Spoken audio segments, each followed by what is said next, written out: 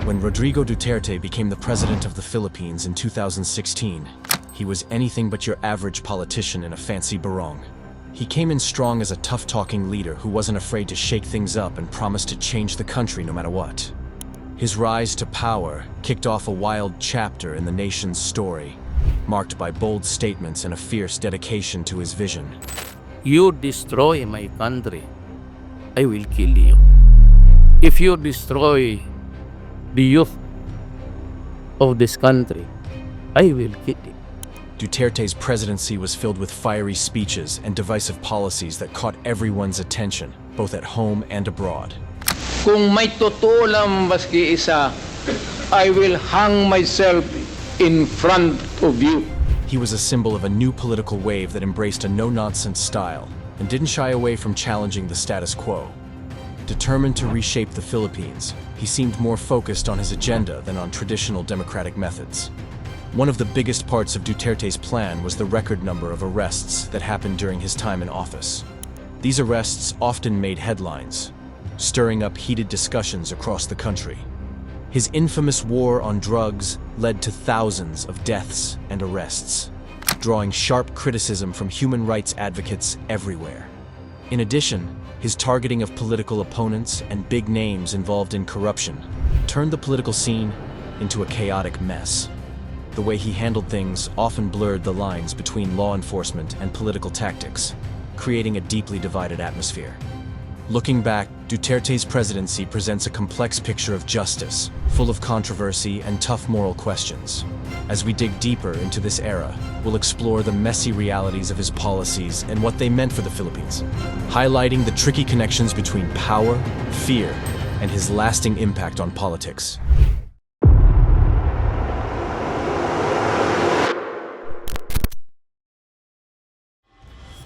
Chapter 1. The Rise of Duterte.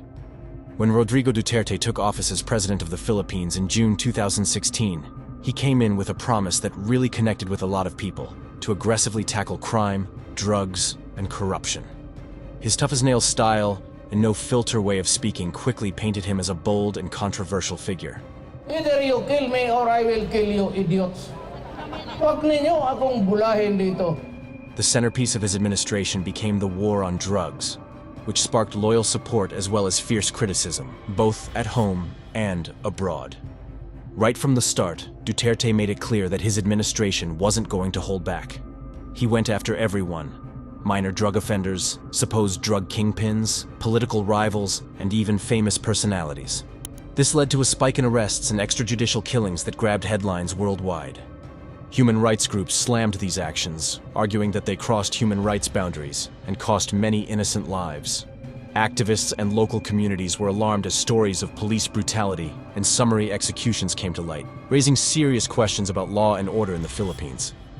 But beneath all the shocking news, there's a more complicated story about how Duterte's policies have affected Filipino society. His approach split opinions sharply, sparking heated discussions about finding the right balance between safety and human rights. For some people, Duterte's promise of security felt like a much-needed relief in neighborhoods struggling with drug-related violence. For others, it seemed like a scary slide into lawlessness and fear, as families grieved for loved ones lost in this cycle of violence. As Duterte's time in office went on, the fallout from his tough approach became more and more obvious. Communities were left shaken, dealing with the emotional and social impacts of the ongoing violence. The big question that lingered was, how would all these arrests and killings shape the Philippines' future, both politically and socially, in the years ahead? Chapter 2. The War on Drugs, a Bloody Campaign. Let's take a closer look at one of the most controversial parts of Rodrigo Duterte's presidency: his tough war on drugs, known as Oplan Tokhang. This campaign was a big break from the usual government approach, becoming a full-on assault on drug-related crime. Duterte directed law enforcement to go after suspected drug dealers and users with a level of aggression that was unheard of before, pushing a shoot-first mindset. The stats were shocking, with thousands getting arrested in no time. But this came with a heavy human cost. Many human rights groups were quick to slam the administration for allowing extrajudicial killings and messing with the rule of law. The police often ended up killing suspects, claiming they were just responding to violent resistance during arrests. These harsh methods led to countless deaths and shattered families, creating a climate of fear in communities. The emotional fallout was huge, with grieving families not only dealing with loss, but also living in a place where violence was the norm. For Duterte, this brutal approach was a necessary evil to take back control of the country from drugs. He famously said, "If you destroy my country, I will kill you," which really summed up his no-nonsense attitude towards crime. While some people lauded his tough stance, plenty of critics and human rights advocates saw it as a dangerous attack on civil liberties, raising serious worries about the moral implications and lasting effects on Philippine society. Chapter 3. Political critics in the crosshairs. Duterte's crackdown went way beyond just targeting drug suspects.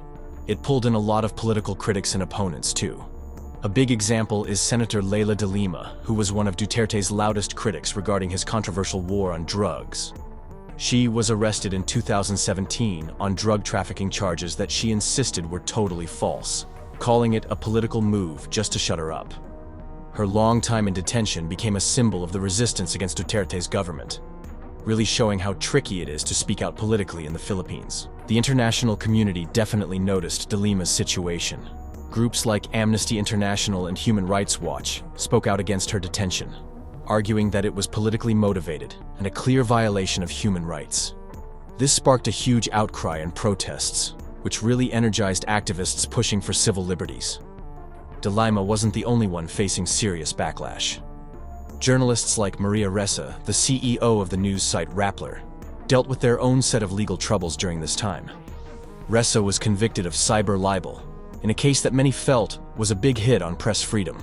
Her conviction raised alarms globally and started conversations about how worried we should be about media independence under Duterte and the need to protect journalistic integrity against government overreach. At the same time, Duterte also made headlines by tackling high-profile corruption cases among his officials. He claimed he was committed to cleaning up the government and took strong action against people accused of graft. His anti-corruption efforts led to the arrests of various officials, from local mayors to top police chiefs, sending a clear message that nobody was above the law.